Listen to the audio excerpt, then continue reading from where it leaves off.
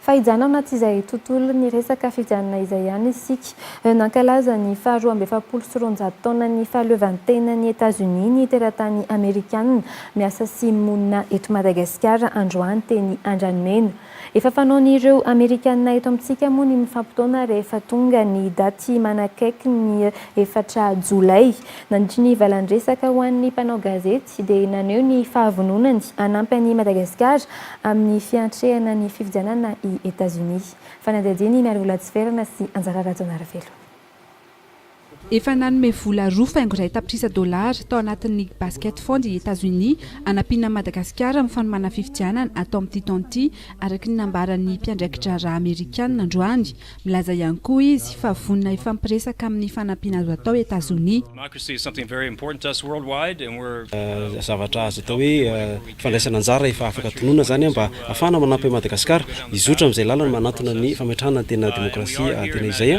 Eto izay zany efa nanome atany amin'ny ray faingo roa tapitrisa $, ho an'ny basket fund ho an'ny firenena kambana ho an'ny fikarakarana ny fifidianana dia toy ihany koa tsy tapaka ny fihaonana amin'ireo tompon'andraikitra amin'ny fanjakana sy amin'ny manam-pahefana rehetra mba ahafahana mamaly izay fanantenanana izy ireo sy mitondra izay fanampiana mety mbola azona omena ankoatran'ireo.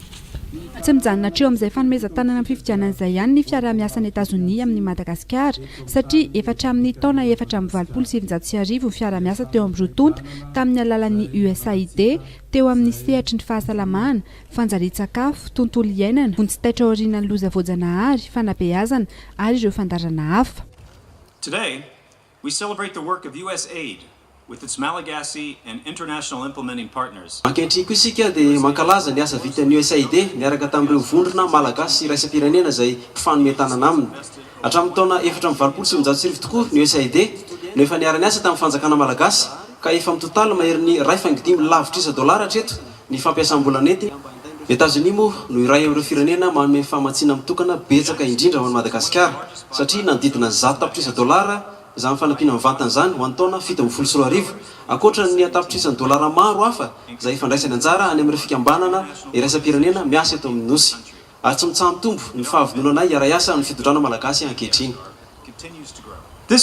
Ary tamin'ity taon'ity dia niisa 7 ny tetikasa izay vao natomboky ny USAID fandarana izay teti-bidy hatramin'ny $200 tapitrisa mahery. Tamin'ny tondasa ihany koa dia niarahana ny asa avokoa ny solotena isatsokajiny ao amin'ny fanjakana malagasy. Ny lehilahy sy vehivavy samihafa mitana andraikitra amin'ny atoko rehetra misy. Ireo tompon'andraikitra ao amin'ny fitondrana sy ny mpanoatra, ireo avy amin'ny fiarahamonim-pirenena sy ny fikambanana mpanao asa soa, ny mpandraharaha, ny mpampalala vaovao ary ny université na ny eto andrenivohitra zany na ny any amorontsiraka.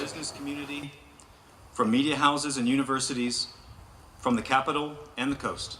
Fendraiky amin'ny 10 taona amin'ity 24 ity ny fiaraha-miombonantoka teo Madagasikara sy États-Unis ankalazaina ny 4 Jolay ho avy izao ihany koa ny faharoa amby efapolo sy roanjato taona ny fahaleovantena sy ny nahaterahan'ny firenenry zareo Amerikanina. Androany kosa no nankalaza izany tetsy Andranomena ireo teratany Amerikanina monina sy miasa eto Madagasikara natrehandreo olo manakaja maro.